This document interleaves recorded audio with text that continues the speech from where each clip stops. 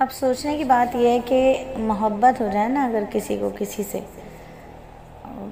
یہاں تک تو بہت دور کی بات ہے، ایک ماں کو لے لیجیے، ایک چھوٹا بچہ جس کے یہاں بھی بچہ ہونے والا ہو، ٹھیک ہے، پریگننٹ ہو جائے کوئی لیڈی، تو وہ 24 گھنٹے اپنے اس بچے کے خوابوں میں کھوئی رہتی ہے،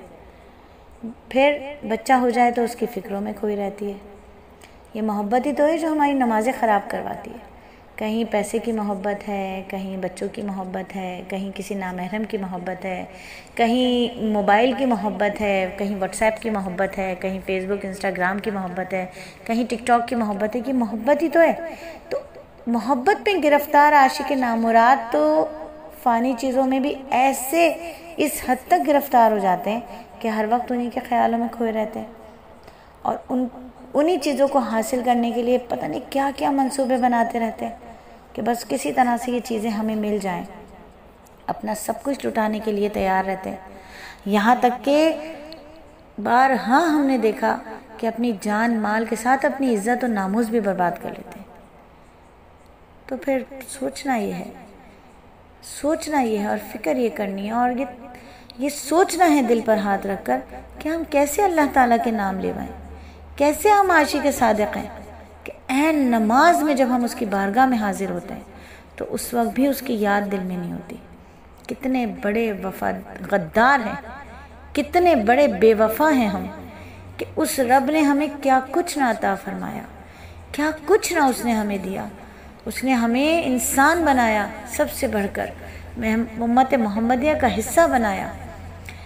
پھر اس نے ہمیں بولنے کو زبان دی، زبان کے اندر ذائقے دیے، دیکھنے کو آنکھ دی، آنکھوں میں رنگ دیے، سننے کو کان دیے، کانوں میں لہجے سمجھنے کی طاقت دی، سر کے اس خول کے اندر بھیجا دماغ دیا، اور دماغ کو پوری کی پوری ذہانت دی، طاقت دی، سوچ سمجھ کی صلاحیت دی، ٹانگیں دی، ٹانگوں میں چلنے کی طاقت دی، ہاتھ دیے، ہاتھوں میں گرفت پیدا ہوئی کی اللہ رب العزت نے۔ جس رب نے ہمیں اتنا کچھ دیا، دنیا میں کوئی اتنا سا احسان کر دے تو ہم اس کے آگے پیچھے جاتے ہیں۔ جس رب نے ہمیں اتنا کچھ دیا اور ہم اس کے سامنے جب کھڑے ہوتے ہیں، نماز میں قیام میں جب ہم کھڑے ہوتے ہیں تو ہم اس کے ساتھ ہی بے وفائی کر رہے ہوتے ہیں، اسی کو دھوکہ دے رہے ہوتے ہیں، جو ہمارے دل کے اندر چھپے ہوئے ہر راز کو جانتا ہے، جو ہماری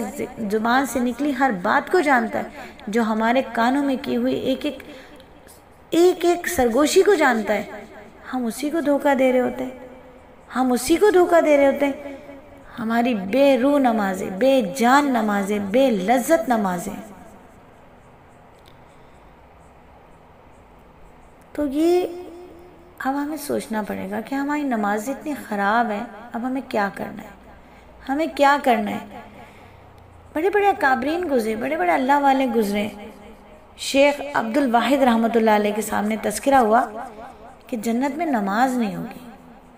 بہت بڑے شیخ ہیں، بہت بڑے اکابر ہیں، سلف صالحین میں بہت بڑے نام ہیں، تو حضرت کے سامنے جب یہ تذکرہ ہوا کہ جنت میں نماز نہیں ہوگی تو رونے لگے، اتنا روئے۔ کسی نے پوچھا حضرت کیوں رو رہے؟ فرمایا کہ جنت میں نماز نہیں ہوگی تو جنت کا کیا مزہ آئے گا، جنت میں مزہ کیسے آئے گا۔ حضرت حاجی امداد اللہ مہاجر مکی رحمۃ اللہ علیہ کے سامنے کسی نے جنت کی حور کا تذکرہ کرنا شروع کر دیا، تو آپ نے فرمایا کہ بھئی اگر قیامت کے دن مجھ پر اللہ کی رحمت کی ایک نظر ہو گئی نا تو میں عرض کروں گا کہ اللہ اپنے عرش کے نیچے مصلی کی جگہ عنایت فرما دیجئے۔ یہ ہیں اللہ والے۔ مولانا یحییٰ کاندلوی رحمۃ اللہ علیہ اتنا لمبا سجدہ کرتے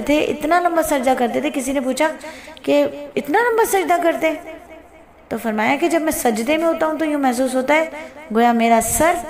میرے محبوب اللہ کے قدموں میں رکھا ہوا ہے، بس پھر اٹھانے کا جی ہی نہیں چاہتا۔ اور عاجزہ نے جب نماز پڑھنا سیکھی درست طریقے سے،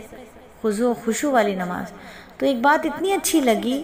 کہ اللہ رب العزت کو انسان اس وقت سب سے زیادہ محبوب ہوتا ہے جب وہ سجدے میں ہوتا ہے۔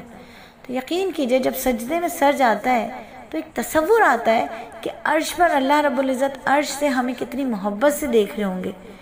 تو جب کسی سے محبت ہونا اور وہ محبوب ہمیں پیار سے دیکھنا شروع کرے تو دل چاہتا ہے بس پتھر کے ہو جائے اور وہ ہمیں دیکھتا رہے۔ تو جب اللہ کی یاد آ جاتی ہے کہ اللہ تعالیٰ سجدے میں ہمارے پڑے ہوئے سر کو کتنی محبت سے اور فخر سے دیکھ رہے ہیں، کتنے تخافر سے فرشتوں کے ساتھ دیکھ رہے ہیں، تو پھر دل ہی نہیں چاہتا کہ سجدے سے سر اٹھایا جائے۔ تو کاش کہ ہماری نمازیں اتنی حسین ہو جائیں کہ جب ہم کہیں سبحان ربی الاعلیٰ، کہ پاک ہے میرا پروردگار، پاکی بیان کرتی ہوں میں اپنے رب کی جو سب سے اعلیٰ ہے، سب سے اعلیٰ میرا رب، میرا رب۔